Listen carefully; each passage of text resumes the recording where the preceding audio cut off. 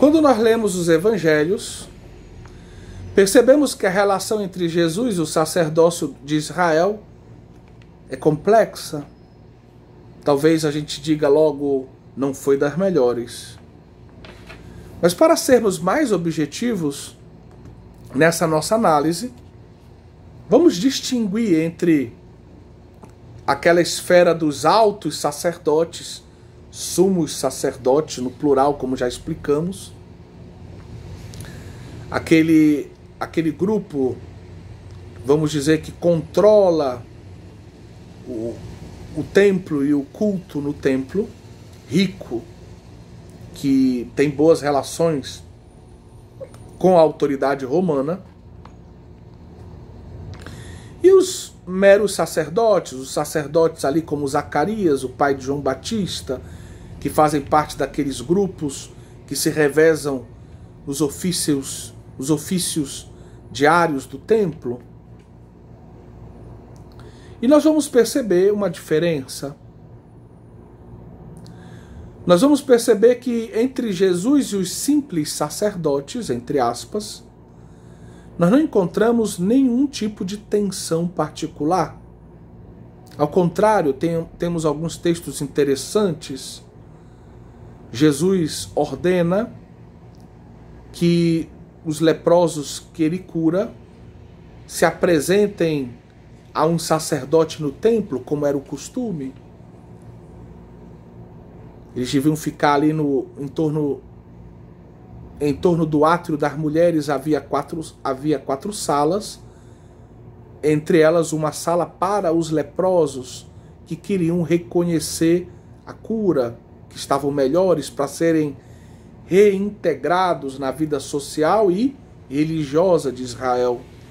Precisavam de uma certificação de um sacerdote, e Jesus, ele obedece essa tradição, ele está de acordo com ela. Ele envia os leprosos curados até Jerusalém para que cumpram a lei, para que se apresentem aos sacerdotes e tenham a certificação da sua cura, a certidão, né, da sua cura.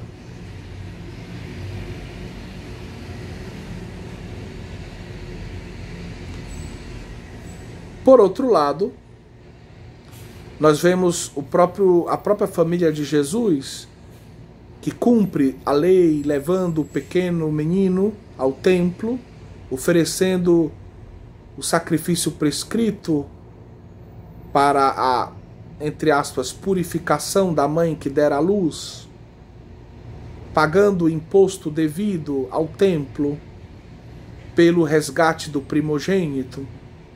Eu sei que Lucas conta essa história um pouco diferente, porque ele é um pagão que está narrando costumes judaicos. Nem sempre ele é muito preciso nisso, mas eu estou narrando aqui segundo o que nós conhecemos hoje do judaísmo da época, né?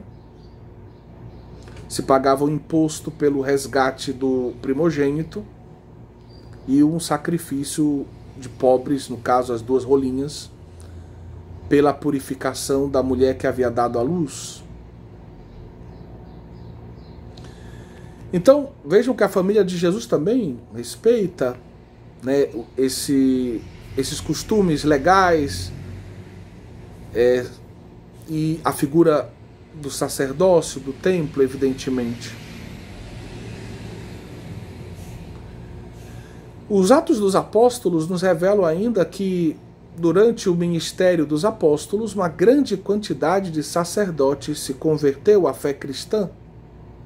Você pode ler isso em Atos 6, versículo 7.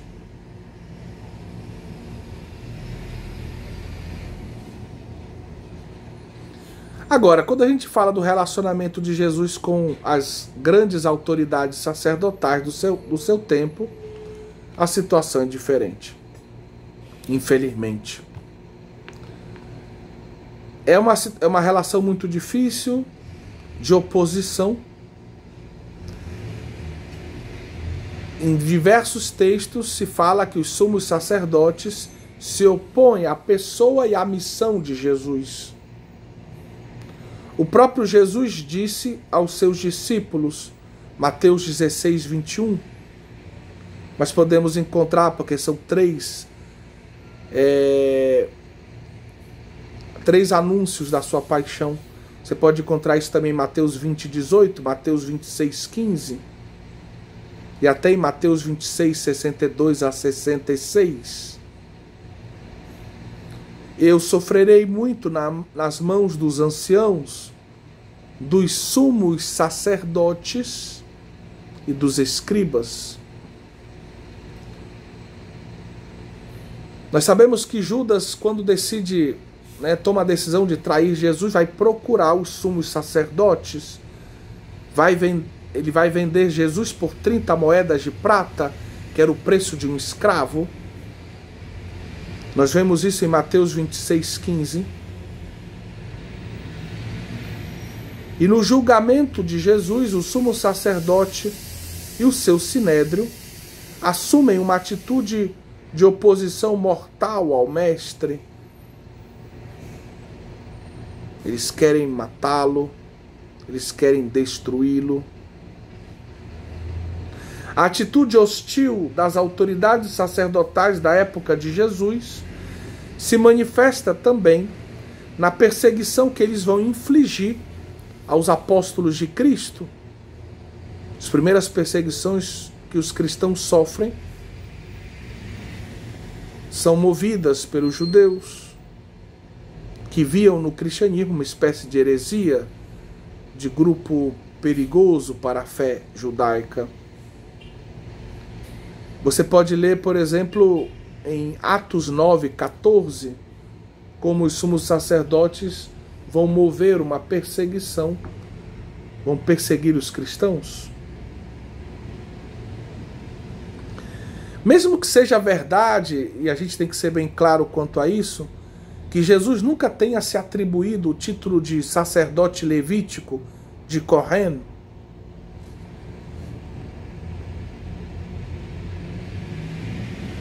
não podemos deduzir disso que Jesus não tenha sido sacerdote ou exercido uma função sacerdotal.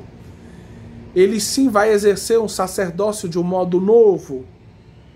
Tem uma novidade no seu sacerdócio, que o autor da carta aos Hebreus diz ser um sacerdócio segundo a ordem do rei Melquisedeque, diferente do sacerdócio levítico.